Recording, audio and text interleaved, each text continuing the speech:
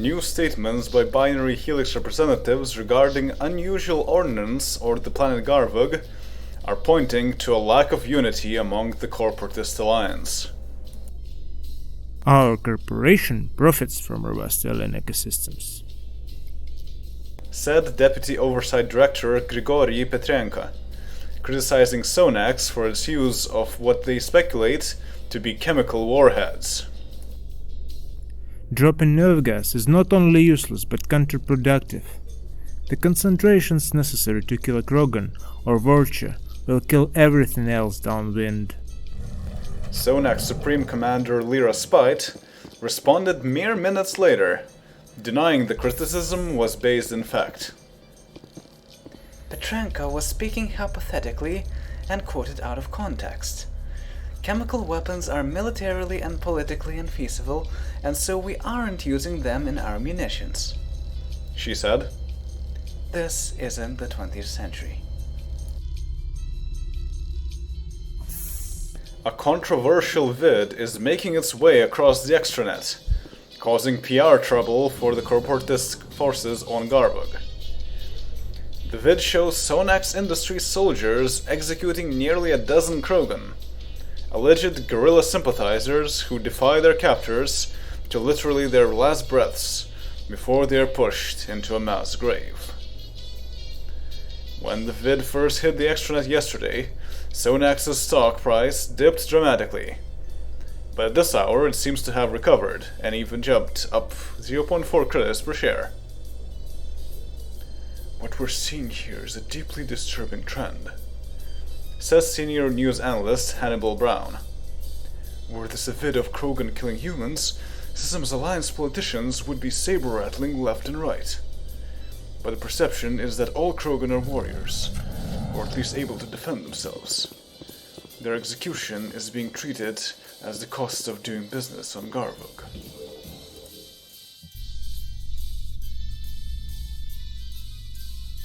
Footage of an incredible confrontation made its way into the extranet and attracted more than 225 million views almost overnight.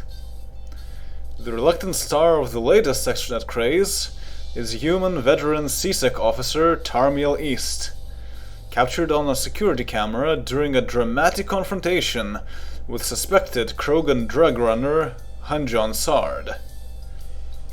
The routine stop quickly became a fight for survival in a knockdown, drag-out street brawl that East managed to win bare-handed.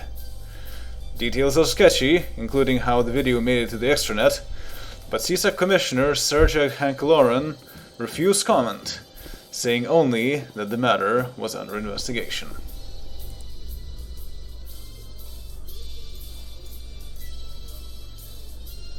The Mother Star, the largest natural gemstone-cut diamond in the galaxy, was blessed by Earth's Pope Leo XIV today. The star weighs in at 2,105 carats and was found on the Asari colony world of Sonvas. The diamond is undergoing a galactic tour to be blessed by major religious leaders of Council Space.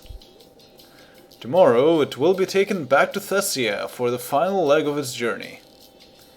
After an incantation by Asari Atamna, a collection of high priestesses, it will be placed in the crown jewel collection of the Republic of Yuli.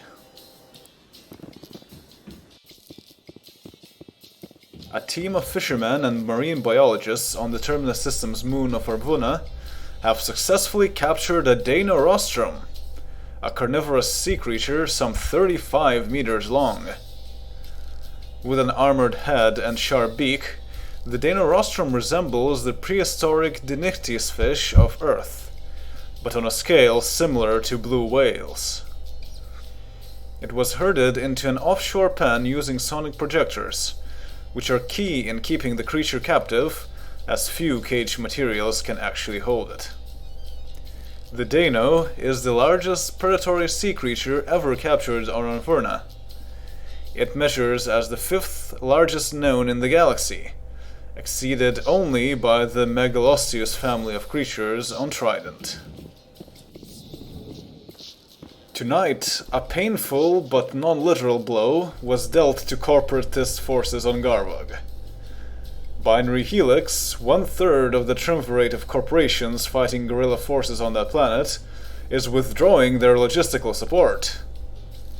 We laid out 2 strategies at our stockholders' meeting, and the voting made it clear which we would pursue, said spokesperson Othello Nash. The time has come to end our involvement with partners that are not acting in good faith, and to reinvest ourselves in more dynamic markets galaxy-wide. As for comment, Sonex Industries' Supreme Commander Lyra Spite responded, Sonex's resolve will not waver. We are already reaping profit from this planet. If it is not coming fast enough for Binary Helix, then I'm sure Guanghui Solutions will enjoy taking their share.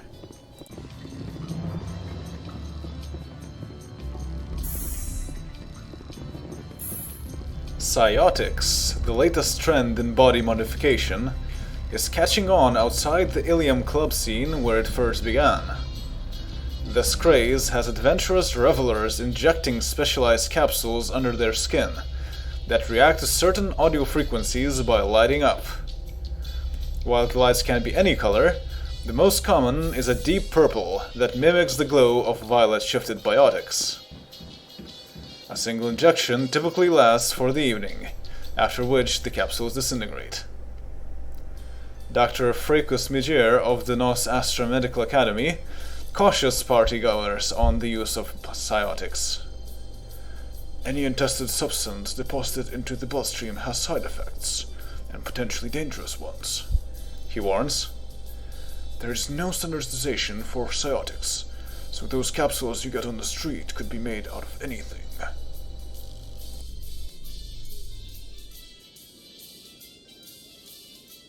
Reconstruction of the Sinus, the Tatrian Executive Office building destroyed in the Vallum Blast, was completed today by the Hierarchy Corps of Engineers.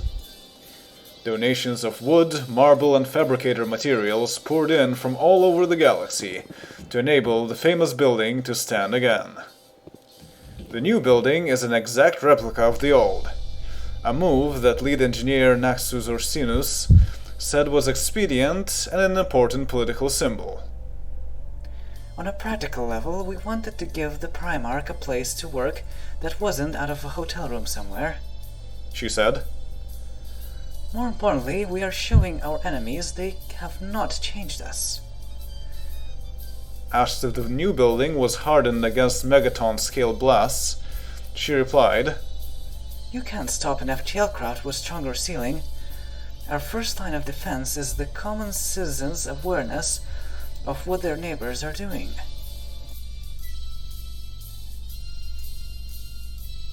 Fashion Week kicked off on Ilium today with a dazzling presentation by fashion icon Scarlett Jane, who wowed the crowd with a collection of intimates and casual wear influenced by Quarian designs.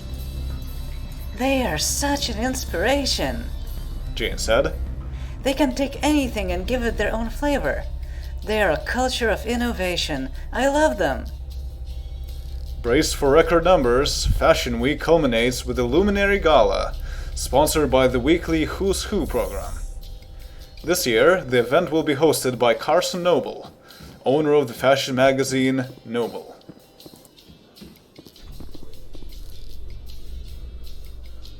Sunset tonight marks the beginning of the human holy month of Ramadan on Earth. Until the next moon, over 2.7 billion Earth humans and 2 million in the colonies will abstain from eating, drinking, or having sexual intercourse during daylight hours. Giving to the poor or feeding them while breaking fast in the evening is encouraged, along with praying and reading from a holy book. Humans in the colonies will base their fasting timetable off of visual sighting of the largest crescent moon. Planets with no moons, or extreme photoperiods, follow Earth's timetable. Those who are traveling more than 64 kilometers are exempt from fasting, but must make up the days later with fasting or buying the poor an evening meal. Humans in non-geosynchronous orbit are considered to be traveling at all times.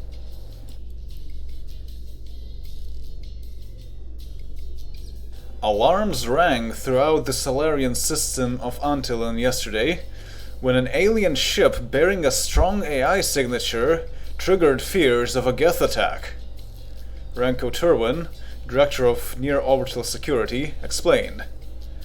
When evidence of powerful AI heuristics was detected on board, our security forces thought it was the vanguard of a Geth invasion. However, we consulted Quarian scientific advisors, who assured us that the signals failed to match any known Geth signature. According to Turwin, the biggest surprise came next. The ship's intelligence that communicated with us. It asked us to calculate the value of pi to the first quadrillion digits. Some 20 questions followed after that, all of them beyond our realm of expertise. We're currently awaiting advice from outside consultants before proceeding. As yet, the ship matches no known alien species.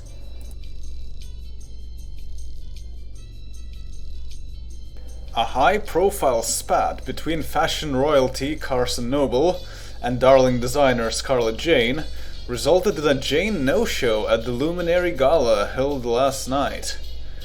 Noble was caught on video by an audience member, commenting on Jane's collection. Since when are we getting ideas from that gypsy race? What's next, Vorcha cuisine and the buffet? Noble denies the statement and has refused to apologize.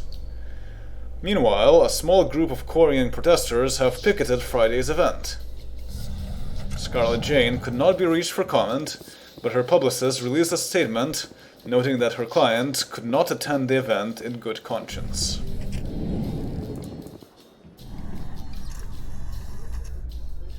Nashan Stellar Dynamics has finally unveiled the 2186 Whip, the spaceship designer's much-anticipated first entry into the aircar market.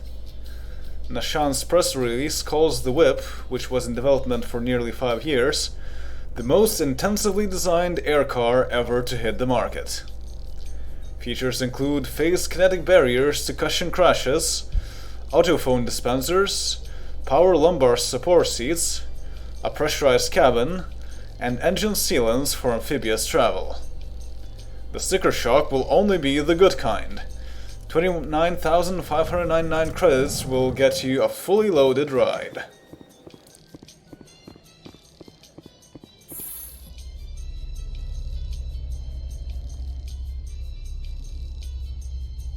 Tonight on Luminary, homeless street rat, adventurer, mercenary, actress, head of a multi-billion credit media giant, and everything in between, Mika Envy has done it all.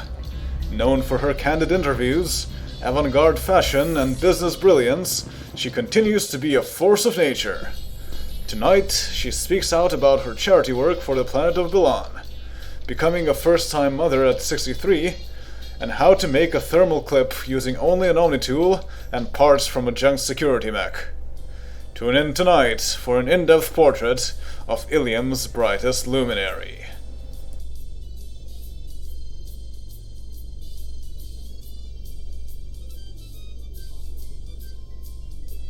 A breakthrough today in the case of the mysterious ghost ship in the Antlion system. Famed exobiologist Jordan Detweiler from MIT's Extraterrestrial Studies Group traveled to the ship, now held in quarantine. Detweiler engaged the ship's AI system, which has been piloting the craft for an undetermined number of years and appears to be the sole sentient life form on board.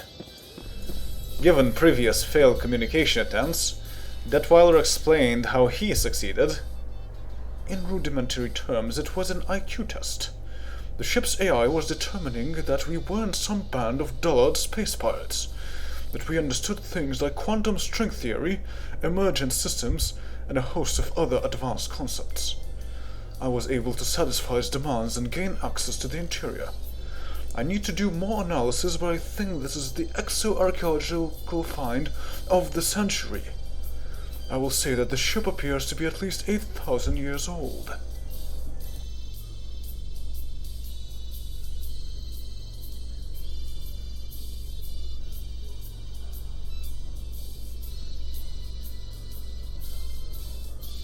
A corporatist army general is dead on Garvok tonight, and authorities consider the circumstances suspicious. Noah Vardos, a 61-year-old brigadier general, died of a gunshot wound to the head at Hanarsh Army Base in Dazil. A base-wide alert sounded when the body was discovered, but was cancelled a short time later. Vardos served in the Sonax Industries army and was known to be a close friend of Supreme Commander Lyra Spite. Spite herself answered few questions about the incident, saying only that his position will be filled by Colonel Oleg Horvat. General Vardos is survived by his 3 children.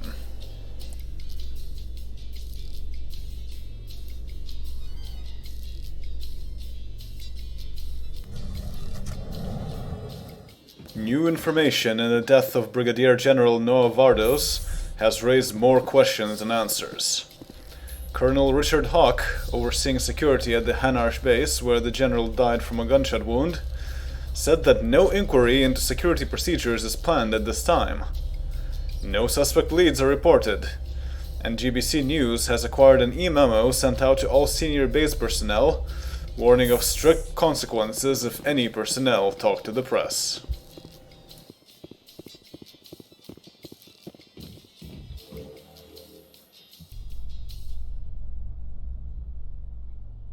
In a galactic exclusive, GBC News has acquired a copy of the suicide note of General Noah Vardos, who died earlier this week from what is now believed to be a self-inflicted gunshot wound.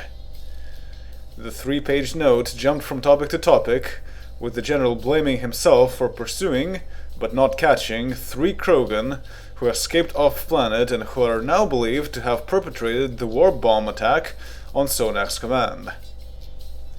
Vardos described the worsening situation on the planet as a Charlie Foxtrot, and took responsibility for the men and women he had gotten killed for half a credit a share. Sonax Industries has not commented on the suicide note.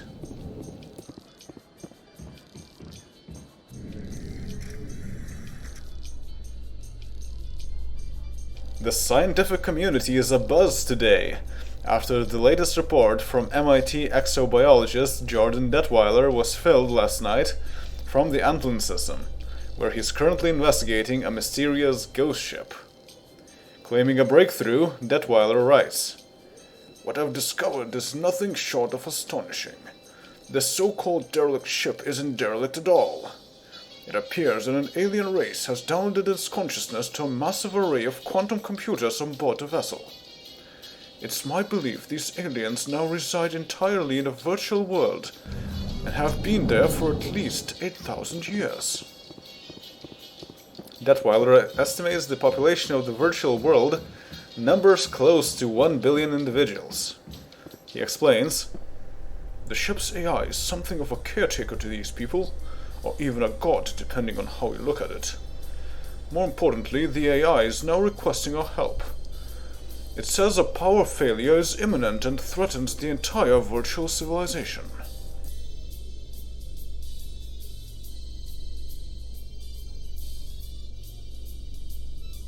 In a long-awaited announcement today on Tatras, General Partenax declared the end of major combat operations in the Diluvian wildlands.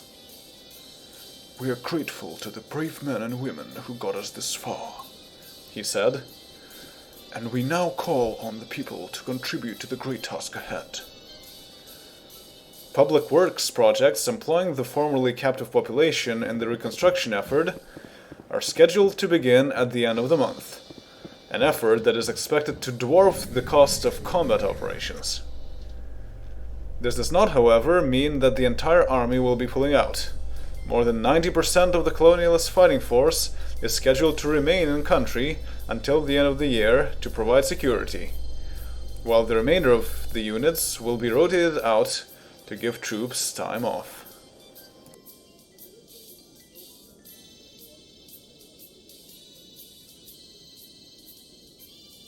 Opinions were plentiful this week after MIT's Jordan Detweiler stunned the scientific world when he revealed the existence of a virtual alien civilization residing in a derelict ghost ship. Niran Patalung, a Buddhist scholar at the Center for Religious Studies in Bangkok, said, I'm struck by the parallels to ancient human beliefs in reincarnation.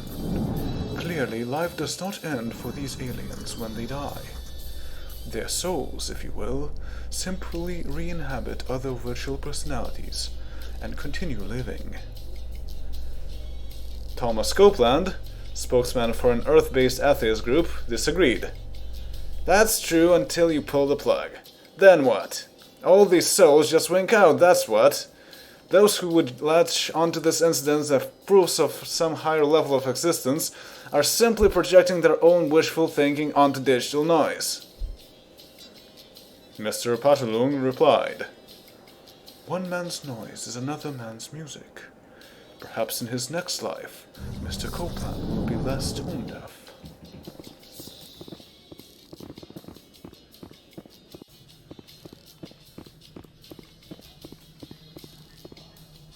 Local police on Earth have arrested plastic surgeon Arzabet Vidmar for the gruesome murder of over 30 Asari who frequented her clinic.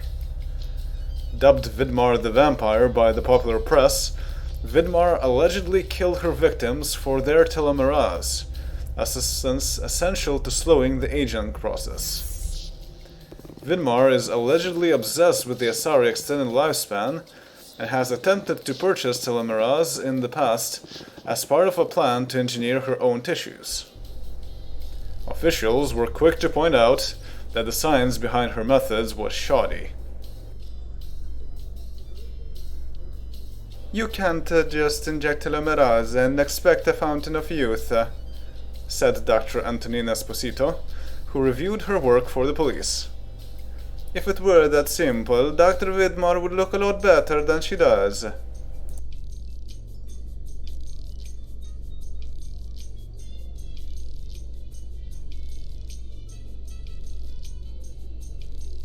The fallout continues for beleaguered editor Carson Noble regarding comments he made during an Ilium Fashion Week presentation of Quarian-inspired clothing. A series of extranet vids, taking at public media events and dating back almost 6 years, has recently surfaced. The vids feature Noble making a variety of racially charged statements. This has prompted a call for his resignation as contributing member of the Fashion Media Collective, FMC, adding to the list of legal actions over cancelled public events amidst the controversy. Lawyers for Mr. Noble have made no comment, other than stating he is on vacation with his family and cannot be reached at this time. Noble himself has not consented to any interviews since the story broke several weeks ago.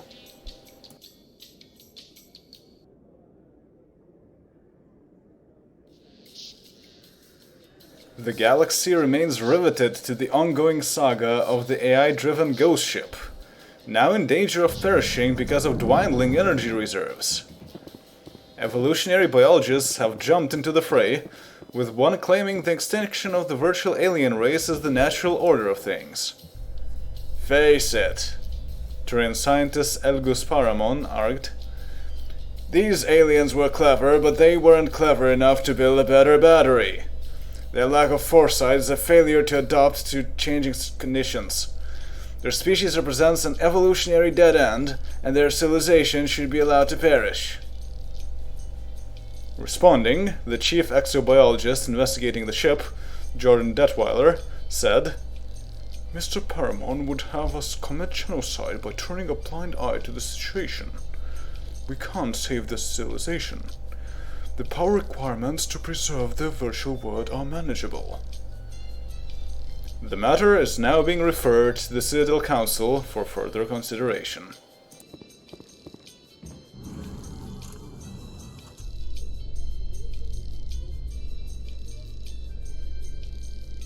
With time running out, no decision has yet been reached in the case of the alien ghost ship found drifting in Solarian space. Exobiologist Jordan Detweiler estimates the energy reserves currently powering the virtual alien world are down to 4% and will fail soon.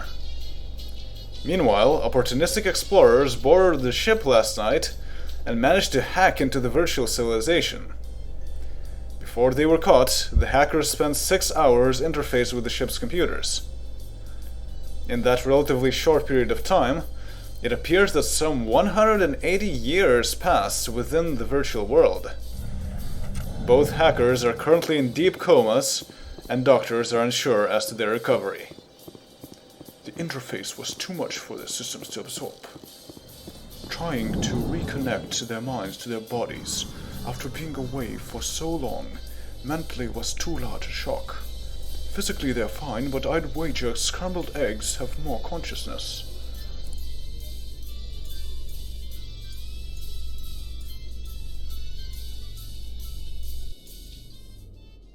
By the time we heard the bells, it was almost over. Socialite Aish Ashland and singer Jenilyn Lepp got married yesterday at midnight in a secret ceremony in Nos Astra. Me and Joe only met 3 months ago. Aish said. But when he proposed, I decided to get married right away so we could have a honeymoon during the conjunction in Ilium. Our horoscopes there are totally charged. We'll have a family wedding once Joe's red sand scratch clears up. Ashland's probation officer had only this to say of the nuptials. She loved the state. She's in violation.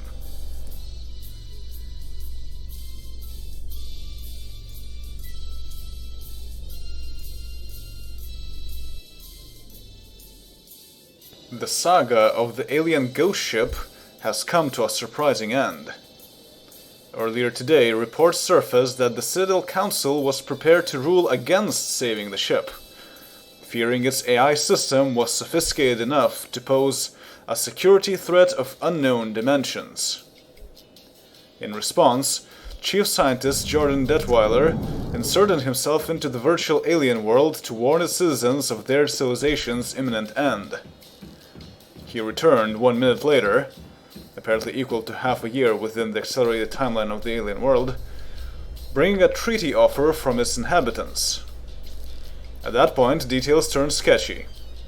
One inside source claims the virtual aliens offered scientific advancements far beyond anything we have in return for assistance.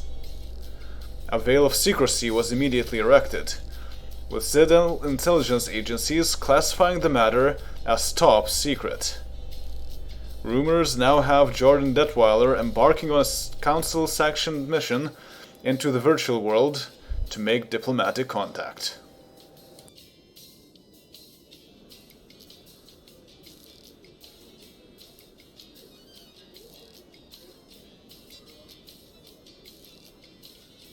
Today marks the beginning of the religious holiday of Nyair, or First Crusting Bloom, on the Hanar homeworld of Kaji. Lasting a full 13 days, this celebration honors the gift of speech that many Hanar attribute to the Protheans, known on Kaji as the Enkindlers. The celebration is a mixture of contemplation and competition, as the faithful perform stylized debates, poetry duels, and other traditional Hanar art forms. Winners' names are inscribed in bioluminescence for a year on the sides of Mount Vasla, an underwater volcano at the heart of one of the oldest Prothean ruins on Kaji.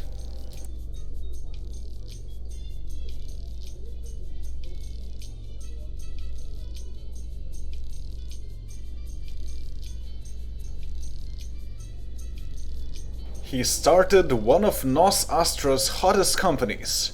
His vision landed him on magazine covers. His parties were legendary, and he was a fake. The Lumcor Systems CEO Jackson Borlin is actually Roland Quarn, a Turian from Marinal who met Borlin on vacation. When Borlin died from a heart attack a week into his holiday, Quarn boldly lifted the CEO's passport, sampled his genetic material, and passed himself off as a tan Borlin. Even close friends simply thought that Borlin seemed energized and eager to get back to work. Despite a lack of credentials, Quarn successfully ran the Lumcor for 2 years, before a routine traffic stop took a fresh tissue sample and caught the discrepancy in his gene print. Quarn is being held on charges of fraud and impersonation, and goes to trial tomorrow.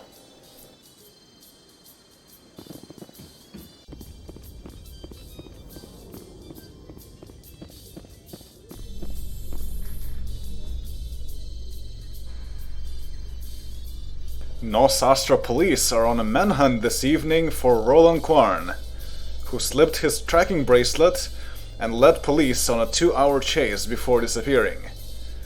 Before he left, the Turian recorded a message to the employees of Dilumcor Systems, thanking many of them by name and giving advice for the company's future. Quarn ended by saying, "Sorry about the bail. I wish everyone the best.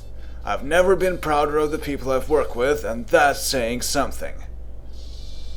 Authorities believe Quarn will be attempting to book a passage off system.